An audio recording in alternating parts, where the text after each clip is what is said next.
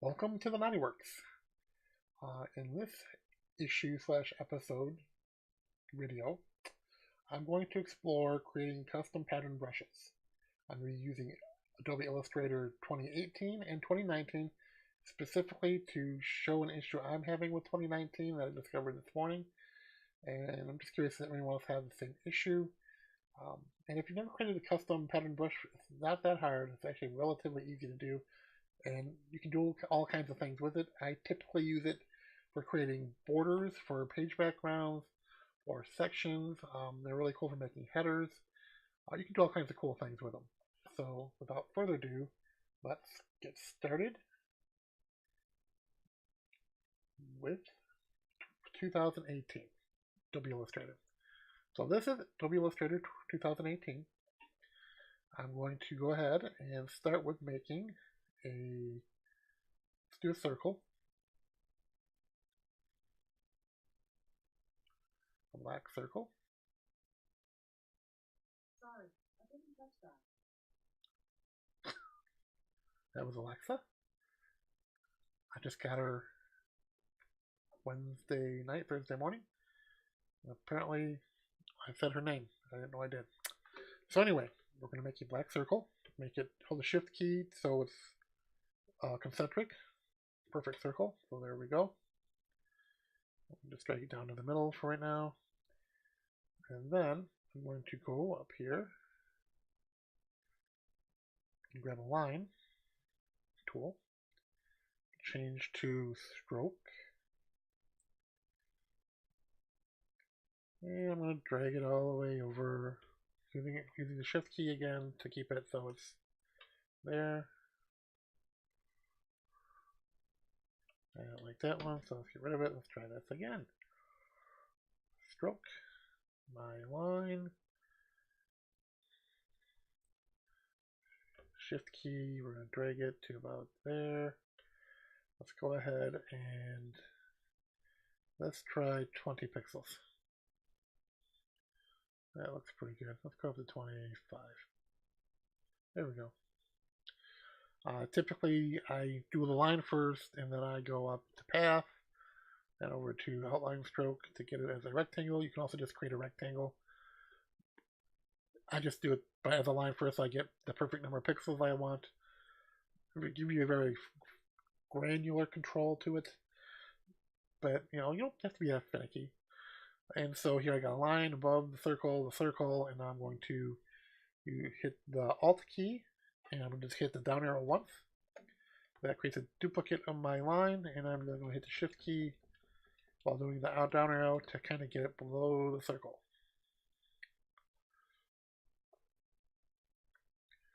And we'll go about right there. It's not very symmetrical, so the first thing I would do is I will pretty much grab all of them. I will hit the vertical line center, which didn't work. Wasn't what I should have done. Actually, I'm going to hit the horizontal align center, and then I'm going to go to distribute, vertical distribute to center. That's what I was looking for. Okay, there we have a line in between two lines, a circle between two lines. However, I want it a little more than that, so I'm going to click on the circle again. I'm going to create another circle. In fact, this time let's not make it perfect. I'm trying to make it kind of oblong, just because, and a little shorter. And I'm going to then try to line it up with the edge of the lines. So by doing this, get the intersect right where I want it. And that's what I want. So then, there's multiple ways to do what I'm going to do. It's just the way I've grown to doing it. It's just easier for me. I'm going to go ahead and create a rectangle. Basically grabbing from the side, going down, and kind of lining up with the edges of my lines. I'm going to go ahead and select all of that oblong circle, the lines, and the square, the rectangle. I probably don't need to grab the lines, so let's just click out there to unselect everything. And I'll just grab the circle and the oblong circle and the rectangle, I'm going to go over to my shape builder tool. I'm going to just click and drag on that one side of the circle. And then on the other side of the circle, I'm going to press Alt and drag. That gets rid of that circle. Okay. Then I'm going to select that side of the circle. And for right now, I'm just going to hit Shift key to move it to the left. The idea is to get it to kind of line up to the other side. I might have to play around with it a little bit. If it's not quite perfect, you'll end up with some weird gaps in the pattern when you're creating things, which I'll show you in a bit. Hopefully we can get it lined up. And again, I'm using smart guides. See if I can get it to line up with drag it all the way over here, and then we're going to drag it all the way back. Okay. So it should be lined up with the two lines. I'm going to select just my circles. Then I'm going to align them horizontally, or is that vertical? So vertical. So on a horizontal plane, but I'm aligning them through centers vertical. I'm going to group these all together. Then I'm going to grab everything I've got on the page, and this time I'm going to distribute them vertically. Make sure they're all even, and they appear to be. So we're good. And this is my custom brush I'm going to create, my pattern brush. Before I do that though, I'm going to shrink it down a bit to about there. And we'll just drag it up to the corner. Okay, now we create the brush. And for that, close that. We're going to go up to the brush tool, brushes. Go down to the bottom under new brush, the little paper with a corner turned. I'm going to click on pattern brush, click OK. And you can name it, so I'm going to go bordered circles. You can do scale, there's fixed. You can do, if you're using this on a tablet with a pen, you can alter with these settings for my tilt, the pressure, etc. I'm using a mouse right now, so I'm just going to see what it's fixed. You can change the corners in the terminals of the pattern brush. By default, I believe it's auto sliced. You can do auto overlap. That's an interesting effect. You can scroll down. If you have some special shapes defined under styles, you can use those as well. Sometimes I do that instead. You can do auto centered, which makes this weird little corner thing.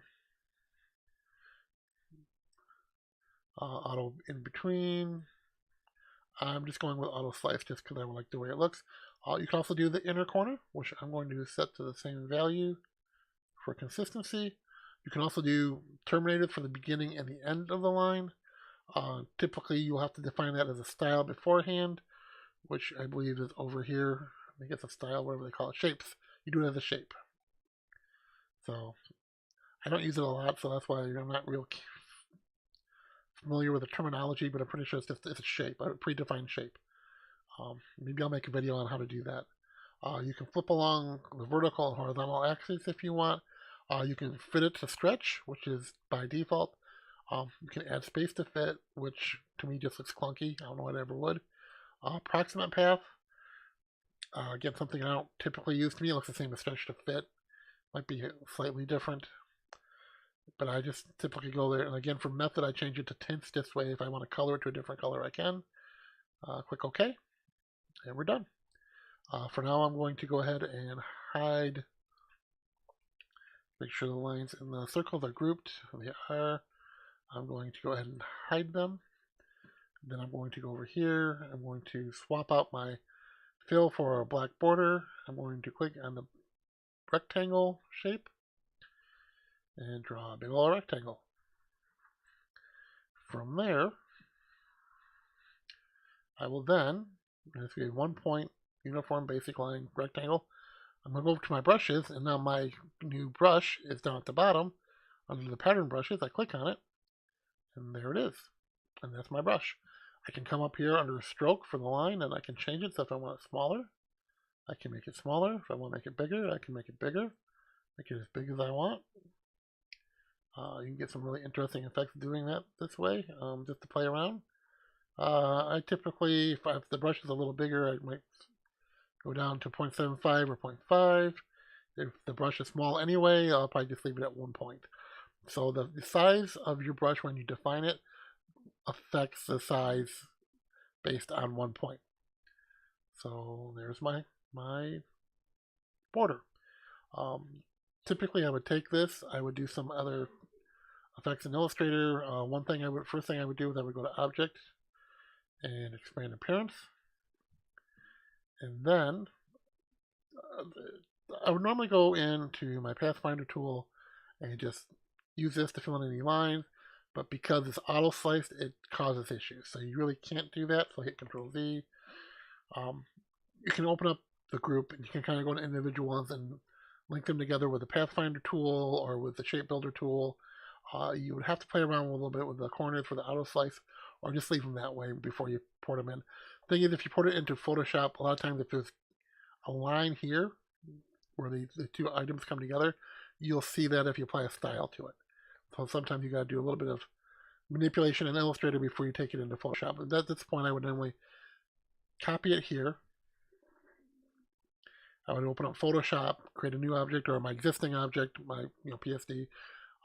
I would go and paste it as a smart object, and then you could apply styles to it, whatever you want to do. And that's how I create a custom pattern brush. And for kicks and grins, let's go ahead and do a circle, because circles are actually even more interesting. And you can do more with them, I think. So if I make just a concentric circle, let's go ahead and you can also select, I think, over here, but I should just come to the brushes menu, and there it is. And again, you can shrink it down, you can expand it, get some really cool effects. And it's actually easier to port this into Photoshop as a circular item or a rounded corner because you don't have to deal with the auto slicing. And so I could go up to here, I could go to Object, Expand Appearance, and then I could go over to my Pathfinder, and under Shape Modes, Unite. And that should fill them in. Sometimes if it doesn't, you can just go to Shape Builder, and as long as the gaps aren't too wide, you should be able to fill them in. But it looks like there might be a bit of a gap there, that's why it's not. So sometimes you gotta play around the shape and get them exactly the way you want them. This one looks like the gap between the two half circles is just slightly too much for the Shape Builder or the Pathfinder to unite them, which is a pain, but there's ways around that. So anyway, that's 2018 Illustrator creating a custom brush. Let's go to 2019. I tend to get out of picture. Sorry about that. So this is my 2019 Illustrator. And it's kind of in the way of that, so I think what I'm going to do is I'm going to go back to 2018. There it is. And then I'm going to drag it over. So here we go.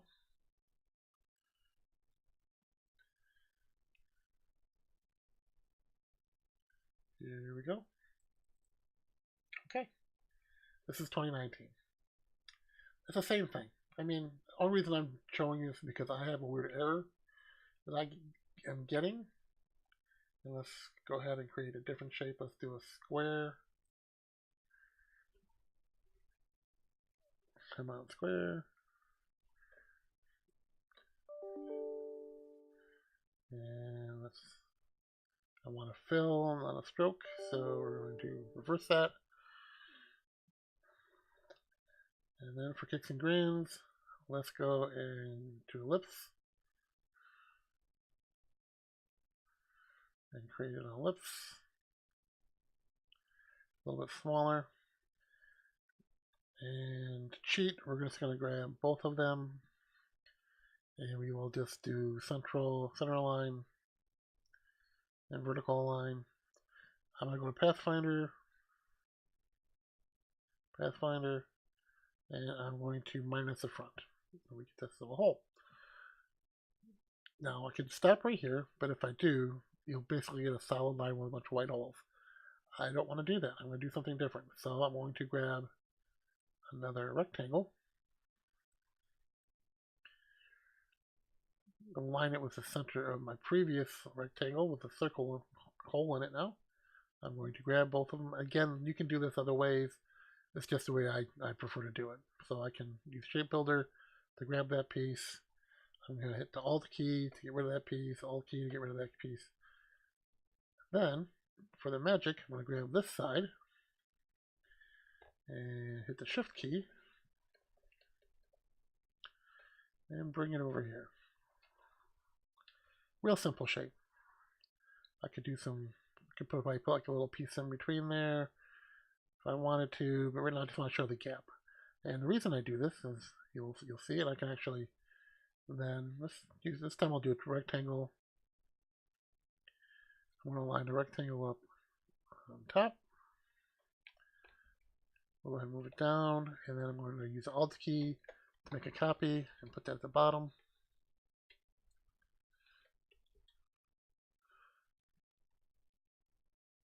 I'm going to grab them all. First of all, let's get everything lined up. So I'm going to go and group those. Control G or Command G on the Apple or Mac. I'm going to go. I'm not sure if those are all aligned. Let's go up a little bit. So I'm hitting Control and the plus.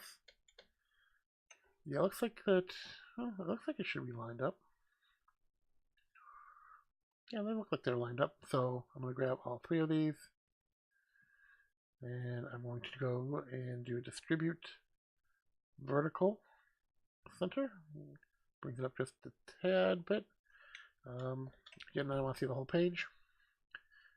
And I'm going to shrink. Let's see, control group, make it a big group. And then using the shift key, I'm going to shrink it down. Again, I'm getting off the screen. Sorry about that. So I shrink it down. Then I'm going to go up to my brushes. And I'm going to add a new brush. Clicking pattern brush. Click OK. To get my pattern brush. Here, now here's where I'm having an issue. Let's see if I still have it. Of course, no, I don't have it. Earlier when I clicked on it, it would show and disappear, so I really didn't have access to it. But again, it's the same way in 2019 apparently. You can do auto slice to add by default. You can, for something like this, I might do more. See, auto centered. Let's see, auto between. That looks kind of cool. Match it that way. Change my method to tints. Pretty much leave everything else alone. You can name it.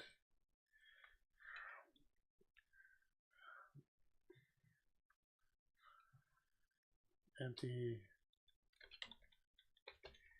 square. Empty square is 1. I would hide that brush.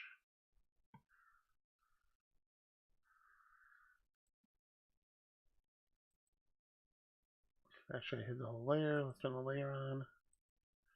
Hide the brush. There we go. Then I'm going to create a rectangular shape, like I did in 2018.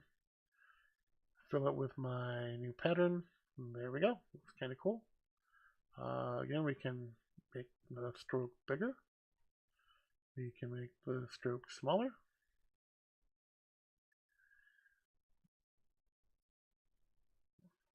And once we find what we like, you can go ahead and go to Object, Expand Appearance. And again, if I go to my Pathfinder tool and Unite, I might get some weird. That one actually works. So the auto slice seems to have the biggest issues when you're trying to unite them all, get rid of any extraneous spaces or lines. And so, like something like this, I could just copy into Photoshop as a page background and do some styling or whatever I want to do with it. It looks pretty cool. Let's go ahead and hide that one. And again, let's do a circle. Whoops. Hit the shift key to make it perfect. A circle. And again, you can click here as well. So let's fill it from here. And there it is. And again, I can change the shape for the shape of the stroke. By changing the stroke, I change the size of the border, the pattern brush. And then once I get what I want, I'm going to expand appearance. And I'm going to go over to my shape modes and under Pathfinder and unite. And get rid of them. And I can just copy and paste that into Photoshop. Stuff like this would be cool. You can put like an image in the circle and mask it out and have this like a border around it. I'd help with the cover for the Book of Many Things, and this was kind of one of the effects. The border itself wasn't, but the idea of making a border and then masking out an image underneath it so that it kind of gives it a good pop. It makes it a really cool tool. Anyway, that's the custom pattern brushes. I hope this was helpful. Sorry it was so long. I was going to try to show the issue I was having with 2019, which apparently I'm not having right now. But it's the same thing. So it's a cool tool, and I hope you find all kinds of cool ways to use it. So,